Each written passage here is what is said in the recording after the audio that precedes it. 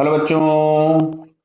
यहां लिखा है wheel of radius 1 metre is rolling without sliding uniformly on the horizontal surface. इस तरह के मोशन को हम प्योर रोलिंग मोशन भी बोलते हैं। Find the radius of curvature of the path of point on it's circumference when it is at the highest point of its path. Clear. तो चलिए इसके लिए पहले मैं एक डायग्राम आपके लिए बना देता हूं मैं, जिसमें मैं एक स्फीयर का प्योर रोलिंग मोशन आपको डिस्क्राइब करता हूं। देखिए इधर, यहां पे हम लोगों ने ये एक स्फीयर बना लिया। अगर प्योर रोलिंग मोशन में होता है तो यहां पे कुछ एक चीजें हम लोगों को पता होनी चाहिए कि प्योर रोलिंग मोशन के टाइम पे तो स्फीयर का बॉटम मोस्ट पॉइंट होता है, उसकी इंस्टेंटेनियस वेलोसिटी 0 होती है।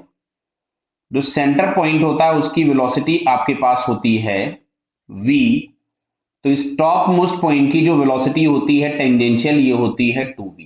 क्लियर। क्यों? क्योंकि हर एक पॉइंट की वेलोसिटी जो आपको मिलती है वो मैं वेक्टर फॉर्म में लिख दे रहा हूं। तो सेंटर की वेलोसिटी प्लस जो टेंजेंशियल वेलोसिटी होती है वो, ये दोनों हम लोगों को मिलती हैं किसी भी पॉइंट की वेलोसिटी। क्लियर है। तो सेंटर की वेलोसिटी ट्रांसलेशनल मोशन को रिप्रेजेंट करती है और टेंजेंशियल वेलोसिटी जो होती है वो रोटेशनल मोशन को रिप्रेजेंट करती है।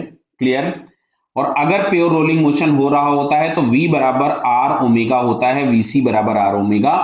और आर ओमेगा हम लोगों के पास क्या होगा? Tangential velocity at circumference point. Clear है। तो सरकमफ्रेंस का जो पॉइंट है वो उसकी वेलोसिटी अब यहाँ पे दोनों सेम डायरेक्शन में हो गए।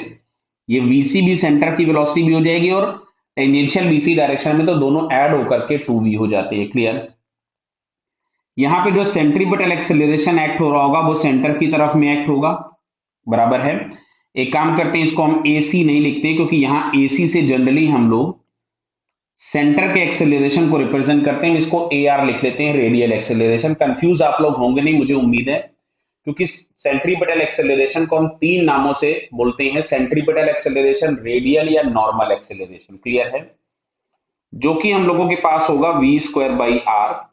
अब अगर इस टॉप मोस्ट पॉइंट की वेलोसिटी देखेंगे तो ये 2v है और इस वाले पॉइंट का रेडियस ऑफ कर्वेचर हम लोगों ने मान लिया कुछ भी r है।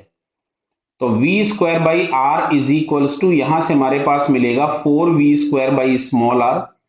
तो v स्क्वायर से v स्क्वायर कैंसिल हो गया, तो small r is equals to मिलता है 4 टाइम्स कैपिटल R। और रेडियस ऑफ द स्फीयर दिया गया था आपके पास 1 मीटर।